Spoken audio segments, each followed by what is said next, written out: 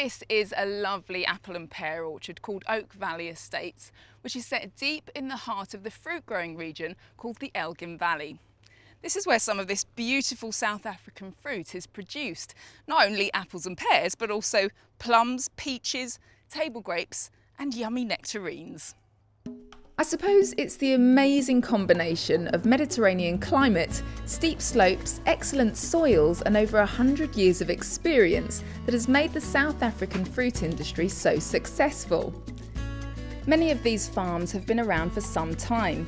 This one in the Witzenberg Valley above Ceres is now in its 5th generation of Du Toit family and has 360 hectares of fruit trees. Stunning, isn't it?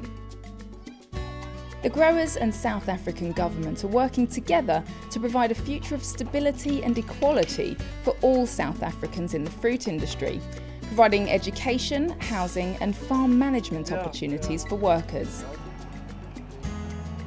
There are 8 varieties of apples on this farm, including Granny Smiths and Golden Delicious, as well as the newer varieties such as Royal Galas and Top Reds. This is really something. In this pack house alone, nearly 800,000 apples are checked for quality, size and colour every day. And here they are, ready to hit our supermarket shelves. It's not just apples and pears, there are a whole variety of peaches that come out of the Cape. And up north, near the Kruger Park, delicious grapefruit are grown. I'm right up in the mountains now, high above the town of Ceres. Feeling strangely at home actually, because it's a lot chillier. The first of the autumn rains are on their way, but I'm told that these are the perfect conditions for growing these beautiful nectarines. And these guys are in the process of harvesting them right now. You have a look at the background colour of the fruit, a nice yellowish background colour, and then also the bricks, the sugar of the fruit, and that determines when you can harvest the fruit. I'm here in the 24 Rivers Valley, deep in the Cape interior, on this farm run by Johan van Niekerk, who grows these fantastic table grapes. So, Johan, tell me, what should I be looking out for in the supermarket when I'm shopping for grapes? Well, in the UK supermarkets at the moment, we shop only our best there. So you can find our white and red seedless varieties. So how many varieties do you grow here? We've got about 4 white seedless varieties going to the UK, 3 red seedless varieties. What we've got here is Thompson seedless and Crimson seedless. We also now have got a new black seedless variety called Midnight Beauty. When the French arrived in Franschhoek, they brought with them their wonderful winemaking skills. But today we're stood here in the middle of this fantastic plum orchard. Now, Sophie, can you give me some advice? On plum picking, how do you pick a good plum? Well, I mean, it's a beautiful orchard and it's quite difficult because there's 3 different coloured varieties. So you've got your yellows, your reds and your purples. So colour is an indication of ripeness, it's more of an indication of variety. And they have so many different flavours. I mean, I love cooking with them, snacking on them. They really are beautiful fruit. Now, the key is though, these are Angelino, purple variety. Lovely, they look beautiful. The key is, well, it's quite basic, darling. It's all about giving it a good squeeze. I'm back up here now at Oak Valley Estates in one of the pear orchards, and it's interesting, they grow so many different varieties.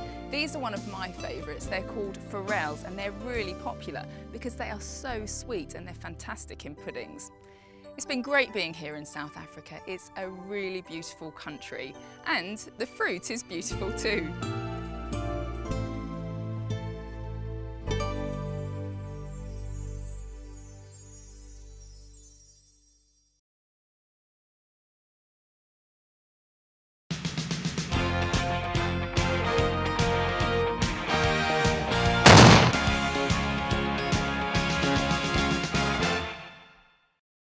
I'm here in one of South Africa's most celebrated historical streets in Tulbagh, an easy drive from Cape Town. I came here to experience the home of South African fruit and have found some of the most alluring and beautiful scenery anywhere in the world. This street in Tulbagh was destroyed in an earthquake in 1969, but has now been meticulously restored. It's so quaint and charming. The town also lies in the heart of the Western Cape farming region, where you can find all that lovely, healthy fruit that reaches our homes in the middle of winter. Most people who come to the Cape concentrate on staying in and around Cape Town with its amazing views from the top of Table Mountain, or simply sitting in the waterfront, watching the harbour at work, or going down to the peninsula in search of a pristine beach and catching a few rays. And quite right too, Cape Town is marvellous.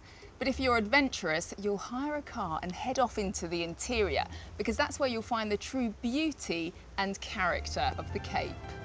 Now this is different. This is the Cape West Coast, wild Atlantic beaches, and in the spring a carpet of tiny flowers stretching as far as the eye can see. This is the cute fishing village of Paternoster. They catch crayfish here, absolutely yummy. The lagoon near Longabarn is a stunner, and there are plenty of exciting water sports. Apart from fruit, the Cape is famous for its wine, and a trip to the winelands is a must. Magnificent Cape Dutch architecture looks out over blocks of vineyards that climb up into the mountains. Sitting out on a sunny day under a big tree, tasting the Cabernets and Chardonnays is just so wonderful. Another great attraction in the Cape is the garden route. This is the Knysna Lagoon, which from the sea can be accessed through a small entrance known as the Heads. They even have a waterfront where you can sit and watch all that nautical stuff going on. Close by are the magnificent lakes at Sedgefield, as well as the Knysna Forest. Here they even have a sanctuary for orphaned elephants. The Cape has its own Route 66, although here they call it Route 62, the alternative route to Port Elizabeth. It takes you through the Robertson Wine Valley and into the Klein Karoo, or Small Karoo, a totally different experience compared to the rest of the Western Cape. There are even a number of game reserves, so why not check out these white lions at Sambona Wildlife Reserve? There are many charming, small historic towns, lots of orchards and farming, and stacks of fun things to do, including superb restaurants with the full spectrum of European and local food. It really just takes your breath away. There's so much to see and do here, so I think it's finally time to sample the local bubbles. Cheers!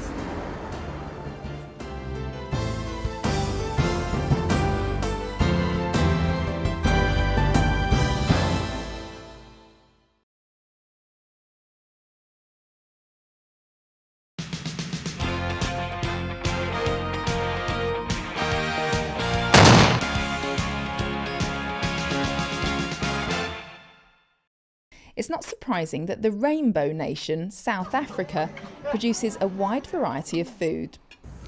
An example is right here in Franschhoek near Cape Town. The French Huguenots arrived in the late 17th century and set up shop, and their influence on the food and wine is still evident today. Naturally, the French brought their sabres, wine and champagne making skills with them to this beautiful valley. It is still very French, and here at Haute Cabrières restaurant high above the town, Sophie is in her element and checking out Matthew Gordon's culinary skills. Matthew, what are you making for me today? Well, we've got this Malay spice springbok, which is been nice and gently cooked, so it's a little bit rare in the middle. And this is native to South Africa, isn't it? Absolutely, so really springbok is, you couldn't get more South African than a springbok. So we're going to pop that around the plate like that. Got a couple of these beautiful grilled ripe peaches, yellow cling peaches. And we've got these little baby corns, which I've also grilled. And I've made a salsa from tomato, avocado and red onion, which I'm just going to dance around here like that. It's a very delicate dish, and it's got all those kind of components of South Africa with the different levels of flavours and textures and spices. Lots of textures and flavours and lots of different elements to it. But it's also a nice and colourful dish as well. Today we're in Paarl, which is around 30 minutes drive from Cape Town, and we're visiting the oldest restaurant in the town called La Borie. Just look at this place. It's an absolutely stunning example of the typical Cape Dutch architecture that you find in this area. Gorgeous manor house, lovely wine estate. I think I could get used to this. Don't know where Sophie's got to though. probably in the kitchen eating again. Now this is a really unique dish to this area. To South Now, Africa. I always say it wrong, so don't laugh at me. It's baboti? Baboti. You pronounce it boboti. Okay. well, Boboti. explain what it is, because it's kind of sweet, savoury. How do you make it? Usually, traditionally it goes with yellow rice. That's why we do the yellow rice. Yellow rice you get from cooking your rice in turmeric. Yep. Then your boboti is rather get a good mince, good quality mince. We usually go with top-side mince. And what's it topped with? The top, it's baked egg custard. That usually is 1 egg to half a cup milk, half a cup cream. We throw it on there, we cook it for half an hour. Oh, Strawberry salad thank you. and Malay curry. This smells fantastic. What have you got? Oh, that does smell lovely. I have got a lovely salad, which I thought would be good for my diet, but there's quite a lot of cheese on there. Well, I'm going Yummy. for another really kind of traditional Cape Malay curry, so it's full of these fantastic spices and sweet, savoury flavours. It's seriously good stuff. Smells delicious. So, where are we off to next? I think we should find out what the locals eat at home, don't you? We've experienced the restaurants. Perfect. I'm so lucky today to be on a beautiful Denal vineyard in the Western Cape. Now, I'm having a night off from cooking and the boys are going to do it for me. Johan is our wonderful host. What are you cooking for us here? This looks amazing. Well, Sophie, this is farmer sausage, or boerenwors as we call it here in the Western Cape. And these are lamb chops, right? Yeah, this is lamb chops, saddle chops, but What we do you call call them them here? scarp choppies. It's a very traditional dish that we do on the barbecue, on the braai. This is a nice beef fillet, which we do whole on the fire. So lovely stuff here in South Africa. Now, it's a big, serious meat fest. Are we going to give Jasmine anything to eat tonight? Oh, we've got us some mushroom we've steaks got over there. Okay, so this is my famous charcoal nectarine salad, which of course I've missed out with Parma ham for you, but it still tastes very, very, very good. Well, good, because I'm starving, actually. You guys have been over there Well, I've got for boys ages. cooking for us now, so don't worry. Although I have been enjoying the wine. This is a beautiful Chardonnay from the De Wet's off estate. So, cheers. Cheers. So, if you love food, wine, great scenery and wonderful weather, there's little doubt you'll be thrilled with a visit to the Cape. I, for one, have loved it here. Cheers.